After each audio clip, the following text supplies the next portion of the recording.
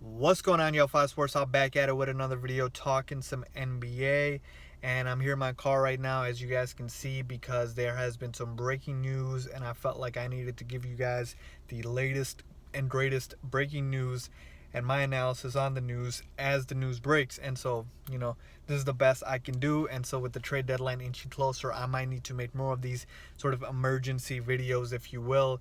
And so, let's get started. Let's just jump right into it. So, the Lakers basically fired everyone in their front office, and they've hired Magic Johnson as the president of basketball operations. So, I want you guys to pay attention to the title here, because president of basketball operations, you would think, does not mean general manager. Now, Magic will hire, or he is expected to hire, a general manager, but there are guys in the league, when they are the president of basketball operations, they're basically the de facto GM. So Magic Johnson, he is basically running the show now for the Lakers, is what I'm basically trying to say, okay?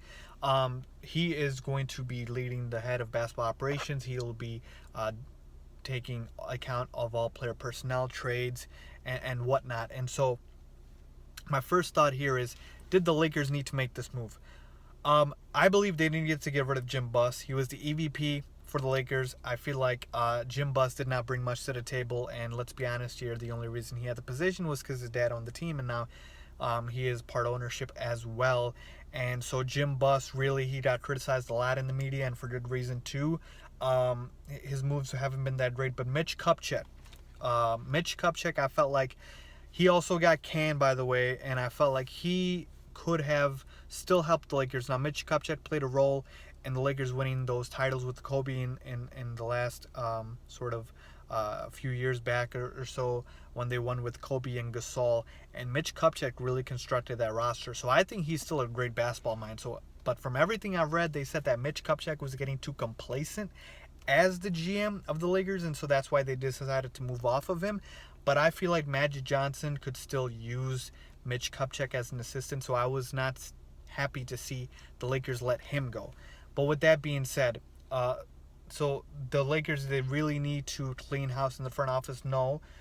They just needed to get rid of Jim Buss. Second thing, is Magic Johnson going to be a good president of basketball operations? Well, I'm assuming two things here. I'm assuming, one, that he's going to basically be the de facto GM, like I mentioned before. And if that is the case, I think Magic Johnson, I think he's going to have a hard time. I think he's going to struggle. And I say this because, to me, a lot of the times, legends and really Hall of Fame type players don't always make the best personnel for your front office. I mean, there are clear exceptions to this. Danny Ainge, of the Boston Celtics, he wasn't a legend, but he was a good player, and he's done a very solid job with the Boston Celtics. Larry Bird's another one that comes to mind. And again, I'm going to be listing a lot more GMs than I'm going to be doing president of basketball operations, but you guys will get my gist here.